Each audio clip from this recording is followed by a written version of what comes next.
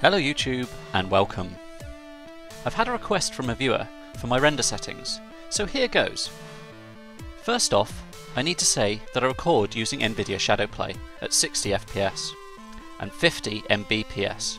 It's important because a big part of having good quality final output is good quality footage in the first place. No amount of good render settings will save bad quality video. Another note here is that you need to right click your video clips, click Properties and set it to disable Resample. Resampling will cause horrible blurring. I'm currently using Sony Movie Studio Platinum 12, but I'm guessing all their software is similar enough that this should work on most versions. So, we go to Project, Render As, and you will need footage in the timeline to do this. Now, I have Show Favorites Only ticked, so I'm going to untick that. Okay, so I start with the main concept ABC AAC. You need to pick a template to customize, but I can't remember which I started with. But Internet HD 1080p should be fine. Now I'll show you mine. Now, when you finish making your settings, you'll want to name it something useful and click Save Templates so you can easily reuse it every time. You'll need Include Video ticked. Your frame size should be HD 1080. That's 1920 by 1080. You don't want Allow Source to adjust frame size ticked. Your source video should have been shot at the correct size for best quality.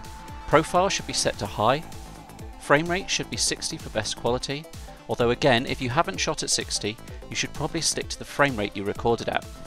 Allow source to adjust frame rate should be unticked. Field order needs to be none. Pixel aspect ratio 1. Number of reference frames 2. And tick Use deblocking filter to help reduce artifacting. You'll want a constant bitrate of 5 million bps. This equates to 50 Mbps. If you have a video card with CUDA, you'll want the encode mode set to this. And finally, in the video tab, you want to enable progressive download. Now onto the audio tab. We need to include audio for obvious reasons. Sample rate should be 48,000 and the bitrate should be 384,000. Onto system. Here we only need to check that we are set to MP4.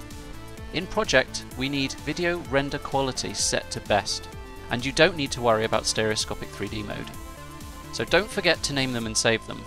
There's one last thing I do that isn't a render setting as such, but does help. On the video track, we can globally add FX to all clips present.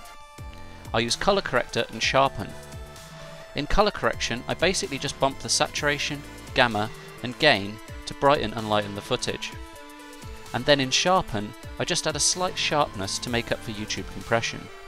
So you know you can add these by clicking the icon, and then add to the plugin chain, select color corrector, change the settings, then name it, and save it so you can reuse it. And that's it folks. Hope they work for you too. Remember, you can ask any questions and I'll do my best to help. Give me a thumbs up if I've helped out, and subscribe for more. See ya YouTube!